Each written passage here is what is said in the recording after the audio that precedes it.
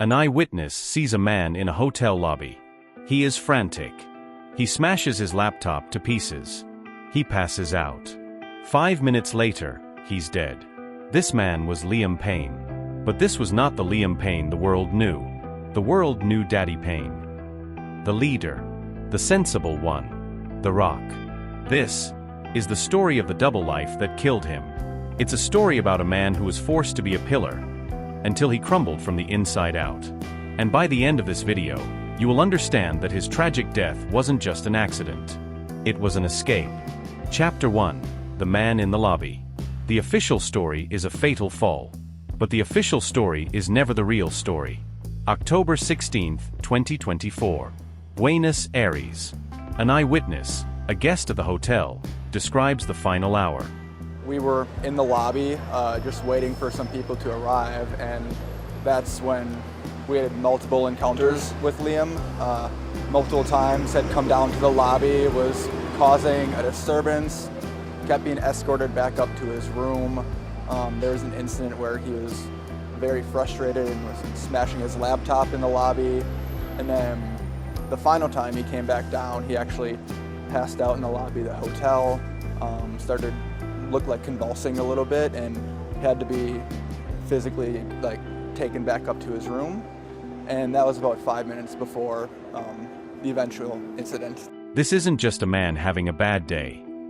This is a man at the end of his rope. A man in a private war. But the war wasn't new. It was just over. Then came the toxicology report. This wasn't just alcohol. It was a map of his private torment. Cocaine, benzodiazepines, and something far more sinister, pink cocaine.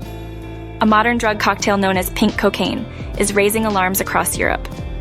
This synthetic mixture, linked to the death of pop star Liam Payne, is spreading rapidly. Despite its name, pink cocaine typically doesn't contain cocaine. Instead, it combines MDMA, ketamine, and 2CB. MDMA, or ecstasy, is a stimulant with minor psychedelic effects. Ketamine is a powerful anesthetic with dissociative and hallucinogenic properties. 2CB, less known, is a potent psychedelic with both hallucinogenic and stimulant effects. Together, they create an intense and dangerous experience. This potent cocktail has been linked to a rising number of drug-related deaths. It's not really cocaine. It's a brutal, chaotic mix of methamphetamine, ketamine, and MDMA. A drug designed for one purpose: to escape reality. To completely disassociate from the world. And this is our first burning question. This is the question that haunts the entire story. How did the clean-cut, sensible one, the man who was literally called Daddy, end up the victim of a drug designed for the darkest underground clubs? To understand the man in that lobby, you have to understand the product he was forced to become. Chapter 2. The Invention of Daddy Payne. 2010. The X Factor. A 16-year-old boy stands on a stage. His name is Liam Payne. He has a powerful voice and a kind face. He is raw talent. And to the pop music machine, raw talent is just clay, ready to be molded. The machine built a band. And a machine needs interchangeable parts. But it also needs roles. Archetypes. Harry was the charmer. Neil was the fun one.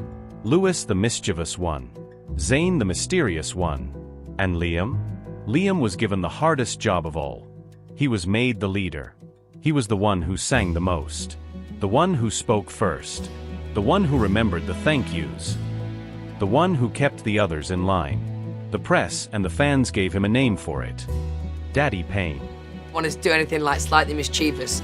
He was always the daddy. Dad of the group. Daddy of the group. But I was always known as the dad of the band, so I've literally been called Daddy since I was 19, which couldn't really throw you off. But the thing is, unlike Twitter, it just gets more and more of people calling you Daddy, which is meant to be some form of kink, I guess. And it worked. 4 or 5 boys on a rocket ship to the moon. He was the perfect anchor. But an anchor doesn't just hold a ship. It gets buried in the mud.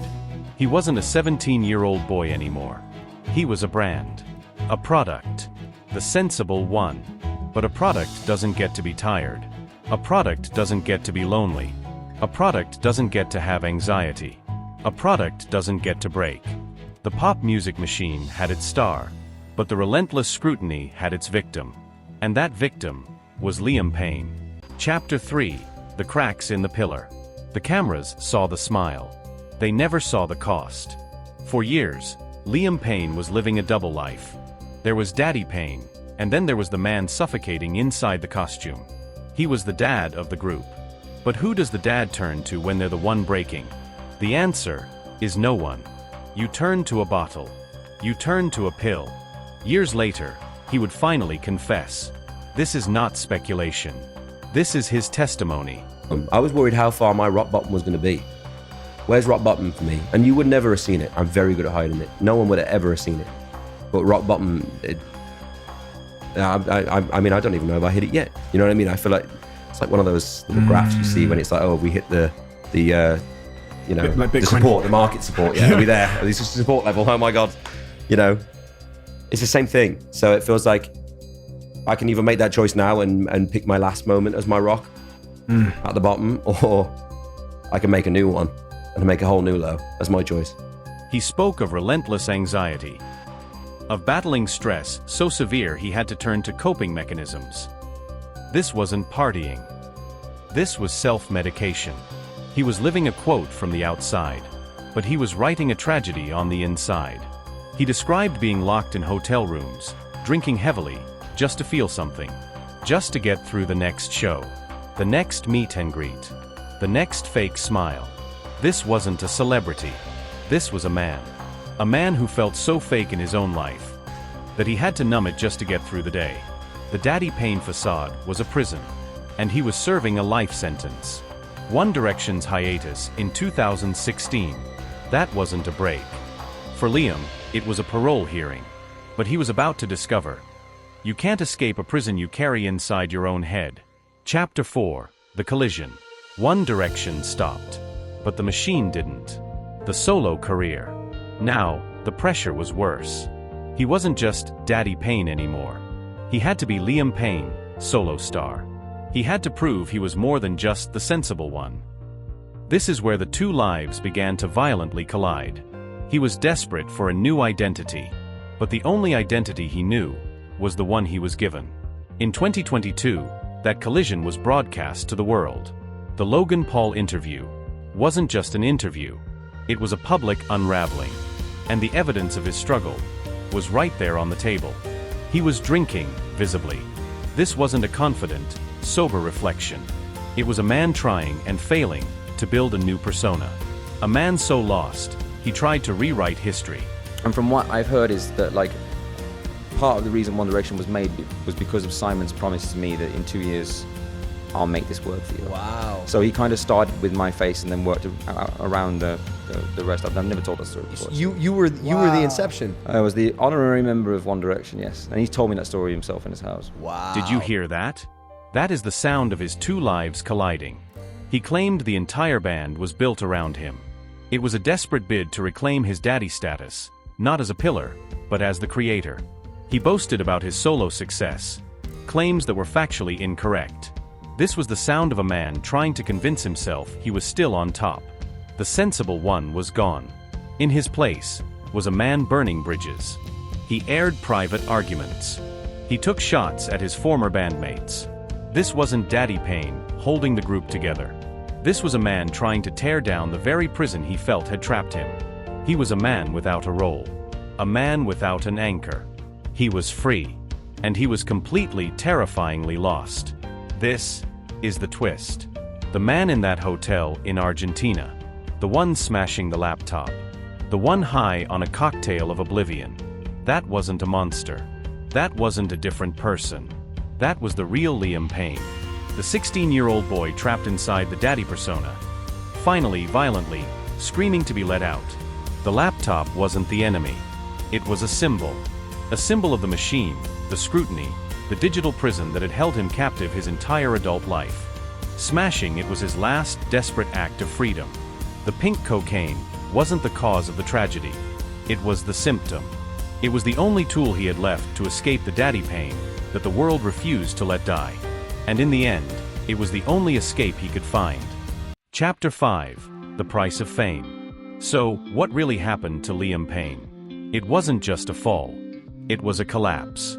A collapse of a facade built with pop music, media pressure, and our own impossible expectations. We, the audience, demanded a Daddy Payne. A perfect, stable, sensible leader. We demanded a product. And the pop music machine was happy to deliver. But a human being paid the price. His story is a brutal metaphor.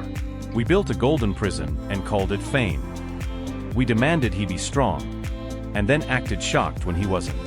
Liam's story is a tragic, glaring warning. It's a warning about the cost of an image, about the loneliness of being the strong friend, about the human soul's desperate need to be authentic, even if it costs you everything. Liam Payne didn't just die. He was a casualty of a double life he never asked for, and a price of fame he was forced to pay in full. Final reflection. Liam's story is a heartbreaking example of the industry's dark side. But he wasn't the first, and he won't be the last. The Mymusing channel is about telling these hidden, emotional stories. In the comments below, I want to know, what other artist's story needs to be told? Whose double life are we all ignoring? Your suggestions drive this channel. And if you want to understand the machine that created Liam Payne, watch this next video on the dark secret rules of the X Factor. The story is deeper than you could ever imagine.